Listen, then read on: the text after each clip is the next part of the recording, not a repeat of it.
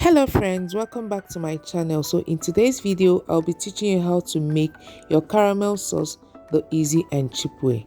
I noticed that most bakers don't have access to caramel sauce because a lot of them think that it's so expensive to make, but after watching this video you can always make your caramel sauce anytime, any day, just with evaporated milk. And also this caramel sauce can be used as your fillings.